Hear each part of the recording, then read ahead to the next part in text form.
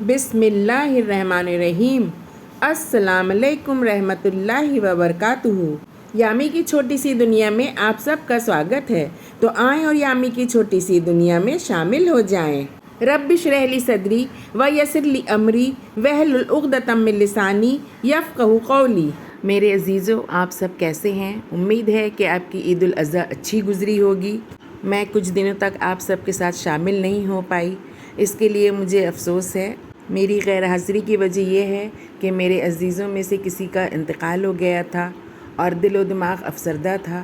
Video بنانے کا بالکل دل نہیں چاہ رہا تھا۔ میری بھانجی کے شوہر کا انتقال ہو گیا تھا۔ آپ سب سے بھی ان کی مغفرت کے لیے دعا کی گزارش کرتی ہوں۔ اللہ سبحانہ تعالیٰ انہیں جنت الفردوس میں مقام عطا فرمائے۔ اِنَّ لِلَّهِ وَإِنَّ إِلَيْهِ راجعون۔ میرا رب فرماتا ہے وَلَنَبْلُوَنَّكُمْ بِشَيْءٍ مِّنَ الْخَوْفِ وَالْجُوعِ وَنَقْصٍ مِّنَ الْأَمْوَالِ وَالْأَنفُسِ وَالثَّمَرَاتِ وَبَشِّرِ الصَّابِرِينَ۔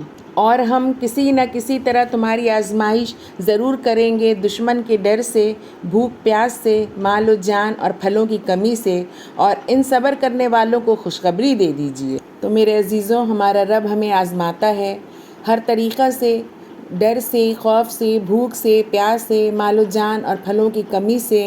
تو ہماری آزمائش ہوتی ہے، مگر پھر ہمارا رب فرما رہا ہے کہ ان صبر کرنے والوں کو خوشخبری دے دیجیے۔ تو ہمیں صبر کرنا چاہیے۔ ہمارا رب رحیم و کریم ہے، وہ جانتا ہے کہ اس کے بندے کے لیے کیا بہتر ہے، اور ہمارا رب وہی کرتا ہے جو ہمارے لیے بہتر ہے۔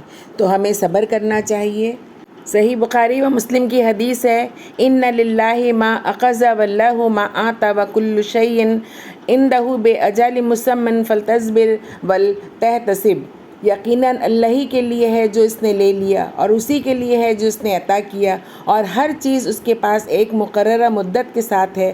تم صبر کرو اور ثواب کی امید رکھو۔ بیماری گناہوں کا کفارہ ہے۔ رسول اللہ صلی اللہ علیہ وسلم نے فرمایا، اللہ تعالیٰ بیماری کے ذریعے مسلمان کو اس کے گناہوں سے اس طرح صاف کر دیتا ہے جس طرح آگ سونے اور چاندی کو میل کچیل سے صاف کر دیتی ہے۔ یہ ابو داؤد کی روایت ہے۔ اور بخاری و مسلم کی حدیث ہے کہ رسول اللہ صلی اللہ علیہ وسلم نے فرمایا، کسی بھی مسلمان کو کوئی تکلیف پہنچتی ہے تو اللہ تعالیٰ اس کے سبب اس کے گناہ اس طرح جھاڑ دیتا ہے جس طرح خزاں میں درخت کے پتے جھڑتے ہیں۔ اور ہمارے پیارے نبی صلی اللہ علیہ وسلم نے فرمایا، مسلمان کو جو بھی مصیبت پہنچتی ہے، حتیٰ کہ کانٹا بھی، تو اللہ تعالیٰ اس کے ذریعے اس کے گناہ معاف کر دیتا ہے اور درجات بلند کر دیتا ہے۔ یہ بخاری کی حدیث ہے۔ مریض کو بیماری پر صبر کرنا چاہیے۔ ہمارے پیارے نبی صلی اللہ علیہ وسلم نے فرمایا، مومن پر تعجب ہے کہ اس کا ہر معاملہ ہی اس کے لیے اچھا ہے، اور یہ بھلائی صرف مومن کے لیے ہے۔ اگر اسے خوشی پہنچتی ہے وہ تو شکر کرتا ہے، اور تو یہ اس کے لیے بہتر ہے، اور اگر اسے تکلیف پہنچتی ہے تو وہ اس پر صبر کرتا ہے، یہ بھی اس کے لیے بہتر ہے۔ اسے مسلم نے روایت کیا ہے۔ مرض سے تنگ آ کر موت کی تمنا نہیں کرنی چاہیے، کیونکہ ہمارے پیارے نبی صلی اللہ علیہ وسلم نے فرمایا، اگر کوئی شخص کسی تکلیف و بیماری میں مبتلا ہے تو اسے اس وجہ سے موت کی تمنا ہرگز نہیں کرنی چاہیے۔ اگر کوئی دعا کرنی ہے تو اس طرح کہے، اے میرے اللہ، جب تک زندگی بہتر ہے مجھے زندہ رکھ، اور جب موت بہتر ہو تو مجھے موت دے دے۔ اسے بخاری و مسلم نے روایت کیا ہے۔ اللہ سے حسن ظن رکھنا چاہیے۔ ہمارے پیارے نبی صلی اللہ علیہ وسلم نے فرمایا ہے، کوئی آدمی نہ مرے مگر اس حال میں کہ وہ اللہ سے حسن ظن رکھتا ہو۔ اسے مسلم نے روایت کیا ہے۔ رسول اللہ صلی اللہ علیہ وسلم ایک نوجوان کے پاس گئے جو حالت نزا میں تھا۔ آپ صلی اللہ علیہ وسلم نے پوچھا، کیسا محسوس کر رہے ہو؟ اس نے کہا، اللہ سے رحمت کی امید بھی ہے اور اپنے گناہوں کا ڈر بھی ہے۔ تو آپ صلی اللہ علیہ وسلم نے فرمایا، کسی بندے کے دل میں موت کے وقت یہ دو چیزیں پیدا ہو جائیں تو اللہ تعالیٰ اس کی امید بر لاتا ہے اور اندیشے سے اسے محفوظ رکھتا ہے۔ اسے ترمذی نے روایت کیا ہے۔ کسی کے حقوق اس کے ذمے ہو تو انہیں ادا کرے، وگرنہ ان کی وصیت کرے۔ وصیت تحریری شکل میں ہونی چاہیے۔ ہمارے پیارے نبی صلی اللہ علیہ وسلم نے فرمایا، جس مسلمان کو کسی چیز کی وصیت کرنا ہو تو اس کے لیے جائز نہیں کہ وہ 2 راتیں بھی اس حال میں گزارے کہ اس کے پاس لکھی ہوئی وصیت موجود نہ ہو۔ اسے بخاری نے روایت کیا ہے۔ اگر فوت شدہ کو وصیت کرنے کا موقع نہ ملے تو بھی ترکے سے اس کی قرض کی ادائیگی ورثے پر فرض ہے۔ کوئی شخص اگر اپنی وراثت میں سے کچھ اللہ کی راہ میں دینا چاہتا ہے تو اس کی وصیت کرے۔ اسے بخاری نے روایت کیا ہے۔ 1/3 مال تک کی وصیت کی جا سکتی ہے، اس سے زیادہ کی نہیں۔ اسے بخاری نے روایت کیا ہے۔ کسی وارث کے حق میں مال کی وصیت نہیں کی جا سکتی۔ کسی وارث کو اس کے شرعی حق سے محروم نہیں کیا جا سکتا۔ وصیت کرتے وقت 2 آدمیوں کو گواہ بنانا چاہیے۔ کسی کی وصیت کو تبدیل کرنا حرام ہے۔ اگر وصیت کتاب و سنت کے مطابق نہیں ہے تو اسے کتاب و سنت کے مطابق تبدیل کرنا ورثہ پہ فرض ہے۔ وراثت تقسیم کرنے سے پہلے وصیت پوری کی جائے گی۔ مال کے علاوہ کسی دینی کام کرنے کی بھی وصیت کی جا سکتی ہے، جیسا کہ رسول اللہ صلی اللہ علیہ وسلم نے آخری وقت میں امت کو کئی کاموں کی نصیحت فرمائی۔ اسے مسلم نے روایت کیا ہے۔ حضرت حذیفہ بن یمان رضی اللہ عنہ نے مرتے ہوئے وصیت کی کہ جب میں مر جاؤں تو مجھے تکلیف نہ دینا، مجھے ڈر ہے کہ تم نوحہ کرو گے۔ بلا شبہ میں نے رسول اللہ صلی اللہ علیہ وسلم سے سنا ہے کہ آپ نے نوحہ سے منع فرمایا ہے۔ اسے ترمذی نے روایت کیا ہے۔ مسلمان مریض کی عیادت ضرور کرنی چاہیے۔ رسول اللہ صلی اللہ علیہ وسلم نے فرمایا، مریض کی عیادت کیا کرو۔ مسلم کی حدیث ہے کہ ہمارے پیارے نبی صلی اللہ علیہ وسلم نے فرمایا، قیامت کے دن اللہ تعالیٰ فرمائے گا، اے ابن آدم، میں بیمار ہوا تو تو نے میری عیادت کیوں نہ کی؟ وہ کہے گا، اے میرے رب، میں تیری عیادت کیسے کرتا؟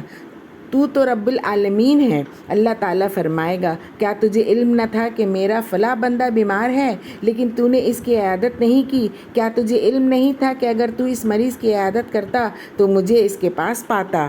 تو اس حدیث سے ہمیں کیا پتہ چلا کہ جب آدمی مریض کی عیادت کے لیے جاتا ہے تو اللہ تعالیٰ مریض کے پاس ہوتا ہے۔ اور آپ صلی اللہ علیہ وسلم نے فرمایا، جو آدمی اپنے مسلمان بھائی کے پاس عیادت کے لیے آتا ہے تو وہ مریض کے پاس آ کر بیٹھنے تک جنت کے پھل چنتا آتا ہے۔ جب وہ بیٹھ جاتا ہے تو اس پر رحمت سایہ فگن ہو جاتی ہے۔ اگر عیادت صبح کے وقت ہو تو شام تک 70,000 فرشتے اسے دعائیں دیتے رہتے ہیں، اور اگر شام کے وقت ہو تو صبح تک 70,000 فرشتے اسے دعائیں دیتے رہتے ہیں۔ اسے ابن ماجہ نے روایت کیا ہے۔ شرعی حدود میں رہتے ہوئے مرد اور عورت ایک دوسرے کی عیادت کر سکتے ہیں، بشرطیکہ کا کسی فتنے کا اندیشہ نہ ہو۔ مریض کو تسلی دینی چاہیے اور صبر کی تلقین کرنی چاہیے۔ مریض کو ان کلمات یا ان جیسے الفاظ سے تسلی دینی چاہیے، لا باس طہور انشاءاللہ تعالی، کوئی بات نہیں، انشاءاللہ تعالی یہ بیماری گناہوں سے پاک کر دے گی۔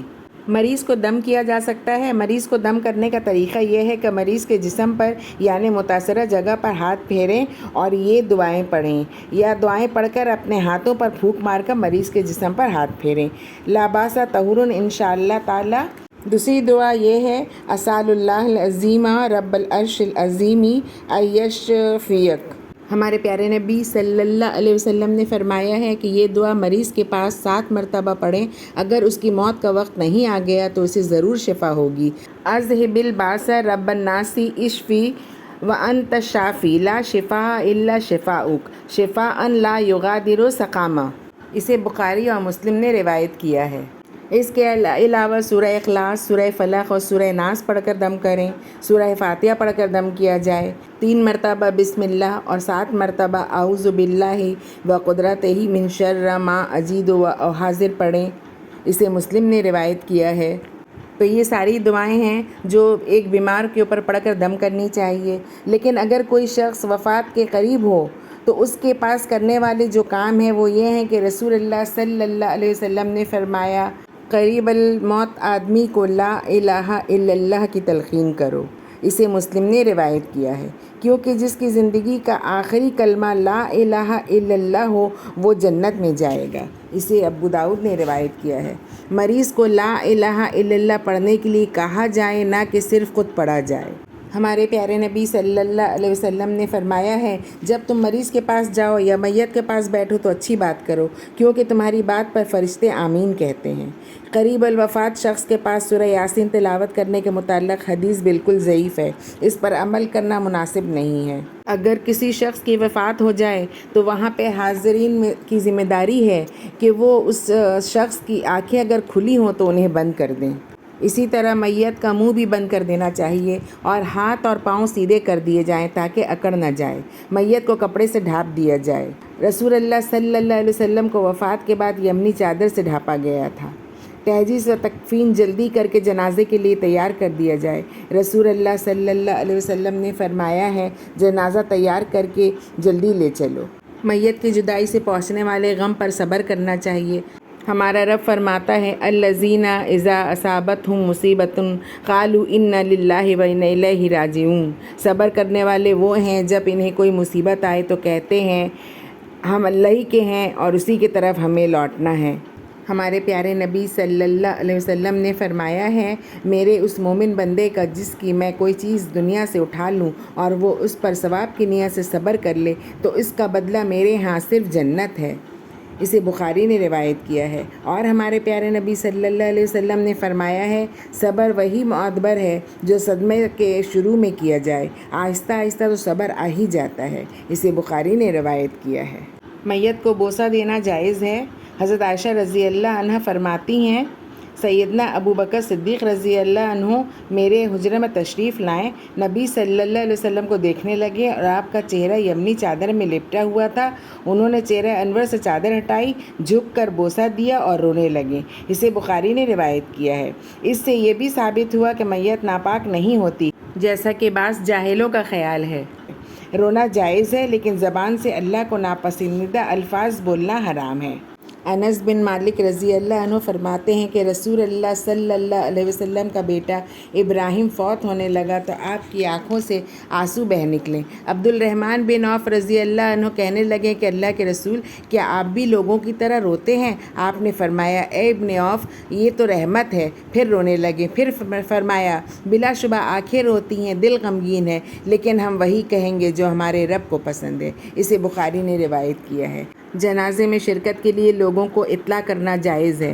حضرت ابو ہریرہ رضی اللہ عنہ فرماتے ہیں کہ ایک کالے رنگ کا شخص یا کالے رنگ کی عورت مسجد کی خدمت کیا کرتی تھی، وہ فوت ہو گئی اور نبی اکرم صلی اللہ علیہ وسلم کو اس کی وفات کی خبر کسی نے نہ دی۔ تو ایک دن نبی اکرم صلی اللہ علیہ وسلم نے اس کے بارے میں پوچھا کہ وہ دکھائی نہیں دیتی، تو آپ کو بتایا گیا کہ وہ تو فوت ہو چکی ہے۔ تو آپ صلی اللہ علیہ وسلم نے فرمایا تم نے مجھے خبر کیوں نہیں دی؟ اسے بخاری نے روایت کیا ہے۔ کسی کے وفات کے موقع پر نوحہ کرنا حرام ہے۔ ہمارے پیارے نبی صلی اللہ علیہ وسلم نے فرمایا ہے وہ ہم میں سے نہیں ہیں جو اظہار غم کے لیے منہ پیٹے، گریبان چاک کرے اور منہ سے جاہلانہ باتیں نکالے۔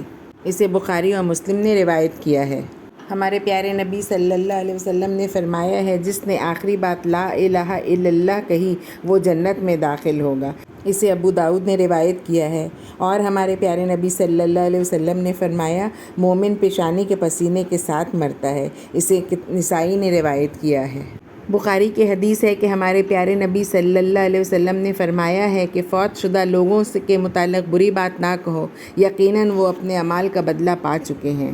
حضرت انس بن مالک رضی اللہ عنہ بیان کرتے ہیں کہ ایک دفعہ دو جنازے گزرے، ایک کے متعلق لوگوں نے خیر کے کلمات کہیں تو آپ صلی اللہ علیہ وسلم نے فرمایا اس کے لیے واجب ہو گئی، اور دوسری میت کی برائی بیان کی تو آپ صلی اللہ علیہ وسلم نے اب بھی یہی فرمایا کہ اس کے لیے واجب ہو گئی۔ حضرت عمر رضی اللہ عنہ نے اس کی وجہ پوچھی تو آپ نے فرمایا جس میت کی تم نے تعریف کی ہے اس کے لیے تو جنت واجب ہو گئی، اور جس کی تم نے برائی کی ہے اس کے لیے دوزخ واجب ہو گئی، تو تم لوگ زمین میں اللہ تعالیٰ کے گواہ ہو۔ اسے بخاری نے روایت کیا ہے۔ اور ہمارے پیارے نبی صلی اللہ علیہ وسلم نے فرمایا ہے جس مسلمان کے اچھے ہونے کی گواہی 4 آدمی دیں اللہ تعالیٰ اسے جنت میں داخل کرے گا۔ ہم نے کہا اگر گواہی دینے والے 3 ہوں؟ آپ صلی اللہ علیہ وسلم نے فرمایا ہاں 3 بھی۔ پھر ہم نے کہا اگر 2 آدمی ہوں؟ آپ صلی اللہ علیہ وسلم نے فرمایا 2 بھی جنت میں داخلے کے لیے کافی ہیں۔ یہ بخاری کی روایت ہے۔ کسی اچھے انسان کی وفات کے وقت اچھے انسان کے متعلق اچھائی کی امید ظاہر کرنا جائز ہے۔ بعض لوگ اپنے نظر میں اچھے انسان کو اپنی طرف سے حتمی طور پر بخشا ہوا جنتی یا اللہ کا ولی ہونے کا سرٹیفکیٹ دے دیتے ہیں، یہ جائز نہیں ہے۔ ام العلا رضی اللہ عنہ فرماتی ہیں سیدنا عثمان بن مظعون رضی اللہ عنہ فوت ہوئے اور ان کی تجہیز و تکفین کی گئی، تو اس موقع پر رسول اللہ صلی اللہ علیہ وسلم تشریف لائے تو میں نے کہا اے ابو الصائب یہ حضرت عثمان کی کنیت ہے۔ آپ پر اللہ کی رحمت ہو، میں گواہی دیتی ہوں کہ اللہ نے تجھے عزت بخشی ہے۔ رسول اللہ صلی اللہ علیہ وسلم نے فرمایا، تجھے کیسے معلوم ہوا کہ اللہ نے اسے عزت بخشی ہے؟ میں نے عرض کی کہ اے اللہ کے رسول، میرا باپ آپ پر قربان، تو پھر اللہ کس کو عزت دے گا؟ آپ صلی اللہ علیہ وسلم نے فرمایا، اسے یقیناً موت آ چکی ہے، واللہ مجھے بھی امید ہے کہ اللہ تعالیٰ اس کے ساتھ اچھا معاملہ کرے گا، لیکن اللہ کی قسم میں اللہ کا رسول ہوں، اس کے باوجود مجھے اپنے بارے میں معلوم نہیں کہ میرے ساتھ کیا ہونے والا ہے۔ تو سیدہ ام العلا رضی اللہ عنہ نے کہا، اللہ کی قسم آج کے بعد میں کبھی کسی کے متعلق اس طرح کی گواہی نہیں دوں گی۔ اسے بخاری نے روایت کیا ہے۔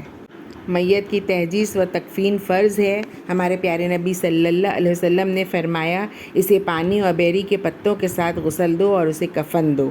یہ مسلم کی حدیث ہے۔ ہمارے پیارے نبی صلی اللہ علیہ وسلم نے فرمایا ہے، جس نے کسی مسلمان میت کو غسل دیا اور اس کے عیبوں کو چھپایا، اللہ تعالیٰ اسے 40 مرتبہ معاف فرماتا ہے، اور جس نے قبر کھود کر میت کو دفن کیا، اس کے لیے اتنا ثواب ہے جیسا اس نے کسی کو قیامت تک رہائش فراہم کر دی، اور جس نے اسے کفن پہنایا تو اسے اللہ تعالیٰ قیامت کے دن جنت کے ریشم کا لباس پہنائے گا۔ میت کو غسل دینے کے کچھ آداب ہیں۔ انگوٹھی اور گھڑی وغیرہ ہو تو وہ اتار لی جائے۔ میت کے جسم پر ناف سے گھٹنوں تک کوئی کپڑا ڈال دیں، پھر اس کے کپڑے اتار دیں، اور دوران غسل میں سوائے مجبوری کے میت کی شرمگاہ پر نظر نہ پڑے اور نہ کپڑے کے بغیر ہاتھ لگے۔ رسول اللہ صلی اللہ علیہ وسلم نے فرمایا ہے، مرد دوسرے مرد کی اور عورت دوسرے عورت کی شرمگاہ نہ دیکھے۔ سب سے پہلے میت کا پیٹ 2-3 دفعہ آہستہ آہستہ دبایا جائے تاکہ کوئی گندگی ہو تو خارج ہو جائے۔ پھر ہاتھ پر کپڑے کا دستانہ وغیرہ چڑھا کر پانی سے استنجا کروائیں۔ ناک، دانت، منہ اور کانوں کی گیلی روئی سے اچھی طرح صفائی کر لی جائے تاکہ وضو کے دوران میں 3 دفعہ سے زیادہ نہ دھونا پڑے۔ میت کو غسل دیتے وقت دائیں جانب سے اور وضو کے اعضاء سے ابتدا کرنی چاہیے۔ ام عطیہ رضی اللہ عنہا فرماتی ہیں کہ رسول اللہ صلی اللہ علیہ وسلم نے اپنی بیٹی کے غسل کے وقت فرمایا، میت کے دائیں جانب سے اور وضو کے اعضاء سے غسل شروع کرو۔ اسے مسلم نے روایت کیا ہے۔ پانی میں بیری کے پتے ڈال کر ابالا جائے اور اس سے غسل دیا جائے۔ صابن یا شیمپو وغیرہ استعمال کرنا بھی جائز ہے۔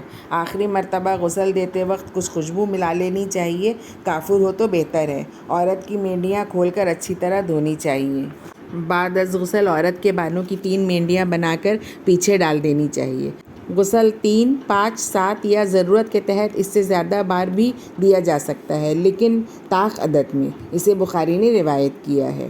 مردوں کو مرد اور عورتوں کو عورتیں غسل دیں۔ اسے بخاری نے روایت کیا ہے۔ میاں بیوی ایک دوسرے کو غسل دے سکتے ہیں، بلکہ یہ زیادہ بہتر ہے۔ حضرت عائشہ رضی اللہ عنہا فرماتی ہیں، اگر مجھے اس بات کا خیال پہلے آ جاتا جو بعد میں آیا تو رسول اللہ صلی اللہ علیہ وسلم کو ان کی بیویوں کے سوا کوئی غسل نہ دیتا۔ یہ ابن ماجہ کی روایت ہے۔ بہت سے لوگ سمجھتے ہیں کہ بیوی کے مرنے سے خاوند کا اس سے رشتہ ٹوٹ جاتا ہے، اس لیے اس کا چہرہ سب دیکھ سکتے ہیں لیکن خاوند نہیں۔ اسی طرح اسے قبر میں دوسرے رشتہ دار اتارتے ہیں لیکن خاوند نہیں۔ یہ نظریہ بالکل غلط اور قرآن و سنت کے قطعاً خلاف ہے، بلکہ خاوند دوسروں کی نسبت زیادہ حقدار ہے۔ میت کو غسل وہ شخص دے جو زیادہ قریبی رشتہ دار ہو، کیونکہ رسول اللہ صلی اللہ علیہ وسلم کو قریبی رشتہ داروں نے ہی غسل دیا تھا۔ عام طور پر امام مسجد یا کسی دوسرے شخص کو غسل دینے کے لیے اجرت پر مقرر کیا ہوتا ہے، یہ درست نہیں ہے۔ میت کو غسل وہ شخص دے جو اس کے مسائل اور طریقہ جانتا ہو تاکہ صحیح طریقے سے غسل دے سکے۔ میت کے عیوب کو لوگوں میں بیان کرنا حرام ہے۔ ہمارے پیارے نبی صلی اللہ علیہ وسلم نے فرمایا ہے، جو شخص میت کو غسل دے اور اس کے عیبوں کو چھپائے، اللہ تعالیٰ اسے 40 مرتبہ معاف فرماتا ہے۔ میت کو غسل دینے والا غسل کرے جبکہ اٹھانے والا وضو کرے تو بہتر ہے۔ ہمارے پیارے نبی صلی اللہ علیہ وسلم نے فرمایا ہے، میت کو غسل دینے والا غسل اور اسے اٹھانے والا وضو کرے۔ اور ہمارے پیارے نبی صلی اللہ علیہ وسلم نے یہ بھی فرمایا ہے کہ میت کو غسل دینے والے پر غسل کرنا ضروری نہیں ہے، کیونکہ تمہارے مردے نجس نہیں ہوتے، بس اپنے ہاتھ دھو لو، یہی کافی ہے۔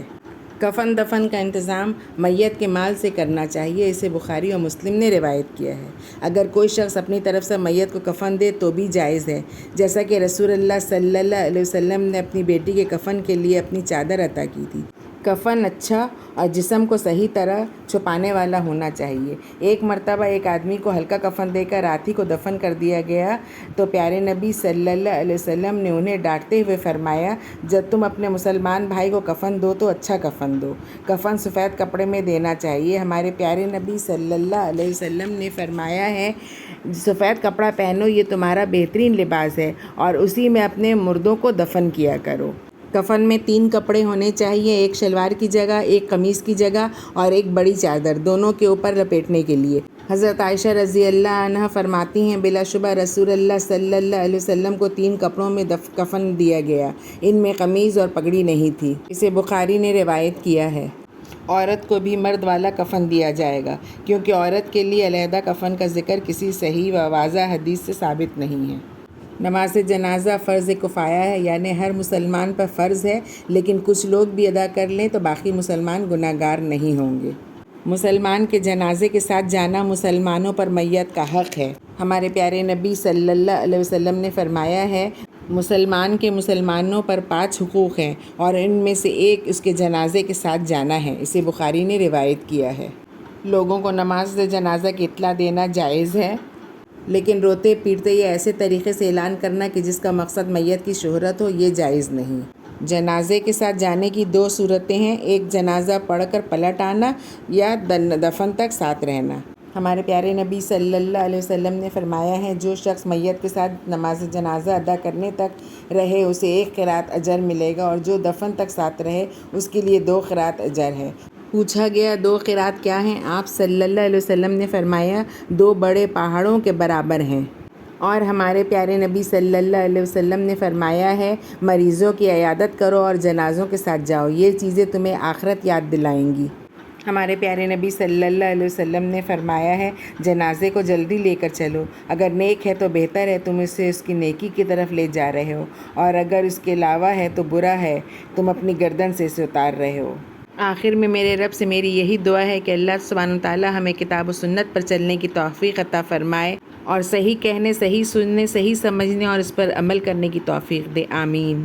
तो आप सब खुश रहें, अपना ख्याल रखें। अगले वीडियो में फिर मुलाकात होगी, तब तक के लिए अल्लाह हाफ़िज़।